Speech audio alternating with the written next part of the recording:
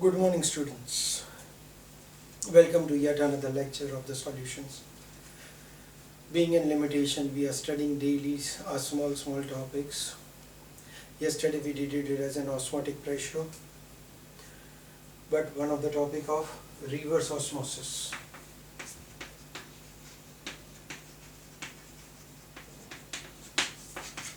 First of all, we'll discuss about the reverse osmosis, and then we will also go for the numericals based on osmotic pressures, or to calculate the molecular mass of the given solute using osmotic pressures. Right? This is a small theoretical topic. Reverse osmosis means what? Have you ever seen, first of all, tell me, reverse osmosis? The one which you are using it in our day-to-day life as an RO plants, that is water purifiers. RO, reverse osmosis. Right? It works on that, the study what we are going to do it. So that we are using it our day-to-day life. What is it? Actually we are having it yesterday, studied about it. That we are having container, we are putting it as a semi-permeable membrane in between it. We are filling a bunch solvent over here. In this we are going to put it as a solution. Now the flow normally takes place from solvent to solution.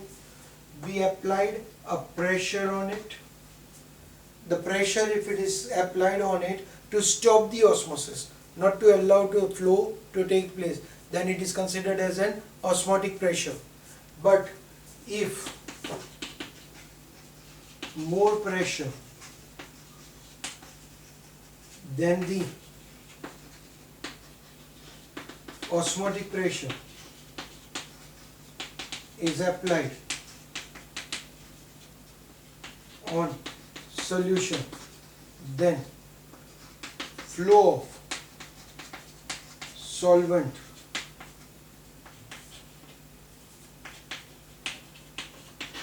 take place in reverse direction. That is from solution to solvent. That is known as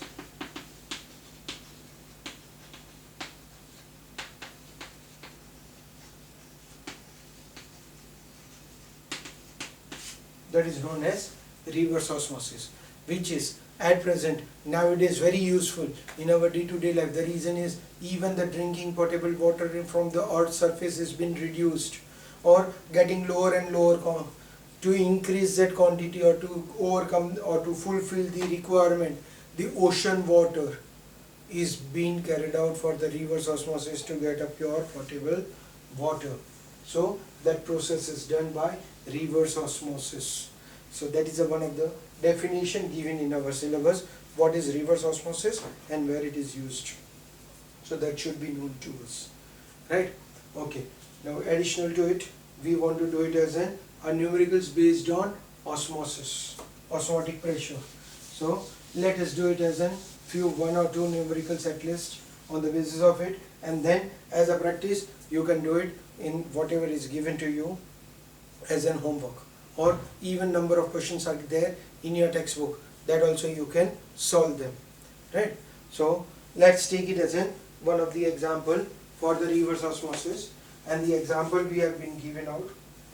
Calculate the osmotic pressure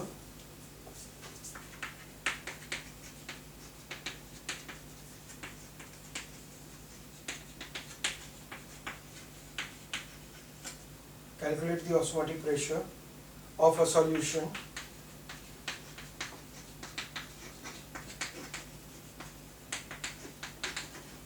containing 3.24 gram of 3.42 gram of sucrose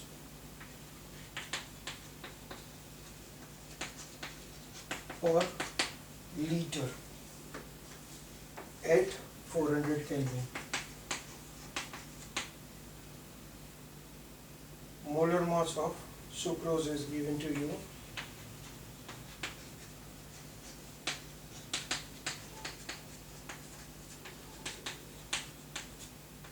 342 gram per mole. Right? And the value of R is also given to us. Liter bar per mole Kelvin. Now this is given to us. Now see, the question is much easier. Everything is given to us. Simply we want to put it into the formula and get the multiplication division done. Here the formula we want to calculate the osmotic pressure means I want to calculate pi. So formula is WRT by MV. Now weight of solute that is given to me 3.42. Gas constant, it's also given to me. Temperature given to us. Molar mass 342. Volume 1 liter. Everything is given. Simply we want to put it in the formula and get it. See, this I remove the decimal. I placed it 100. So this term is cancelled. These two zeros are cancelled. So left out is 0.083 into 4. 4 3s are 12.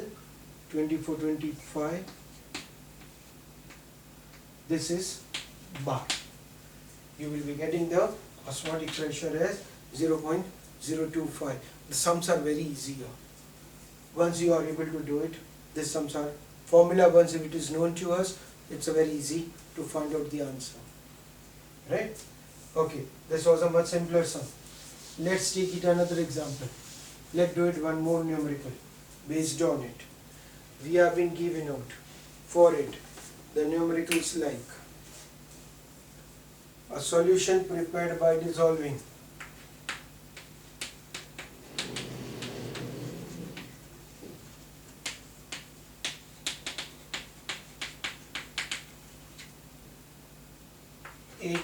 .95 milligram of a gene fragment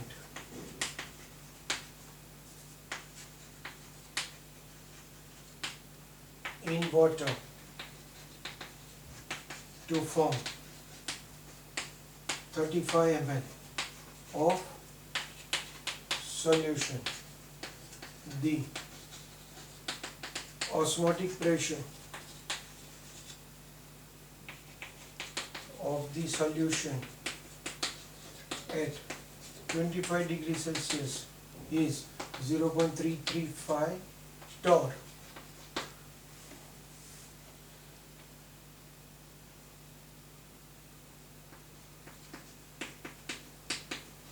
Calculate the molar mass of gene fragment. See, here we have been told that we want to calculate the molar mass of the gene fragment. So what will happen? Again, formula is I is equals to WRT by MV. Make the subject of molar mass. We will get it as WRT by pi V.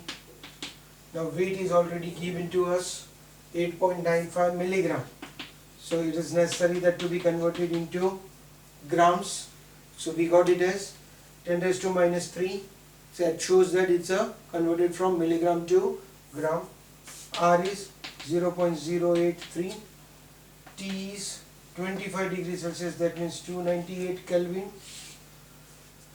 Pi, that is given to us 0.0335.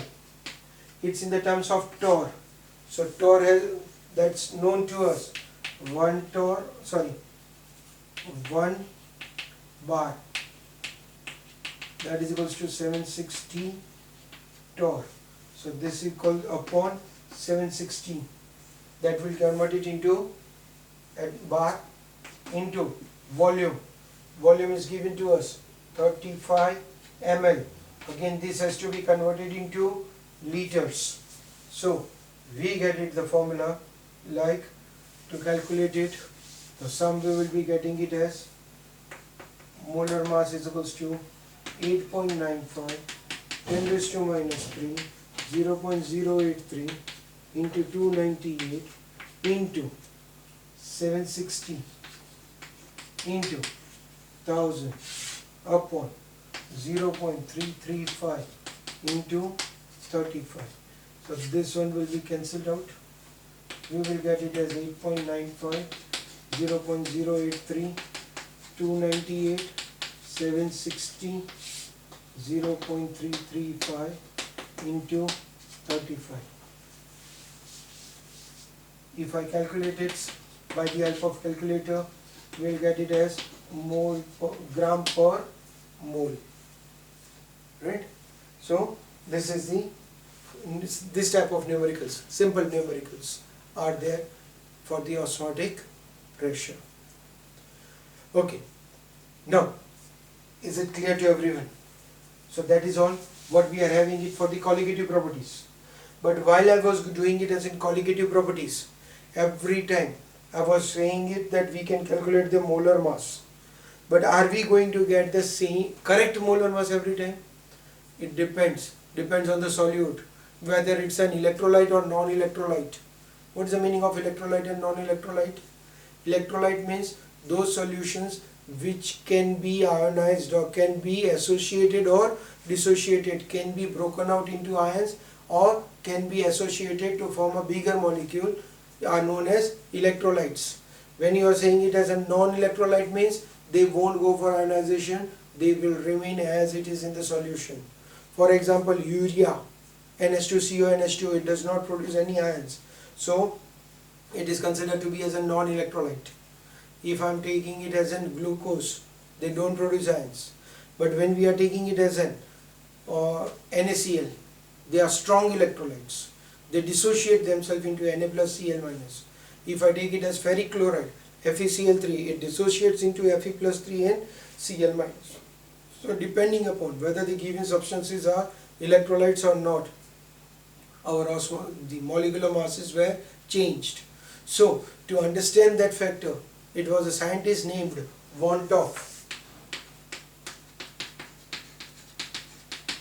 He studied it, this factor, and he told it, or he derived Van 't Hoff factor I, that is the amount of the ionization, association or dissociation took place during the solution. So to calculate that factor I, it's a actual molar mass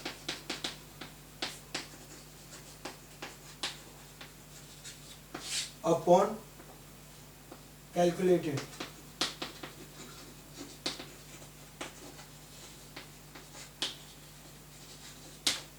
in that case. He told it that if I is greater than 1, if I is greater than 1, that means dissociation, that is dissociation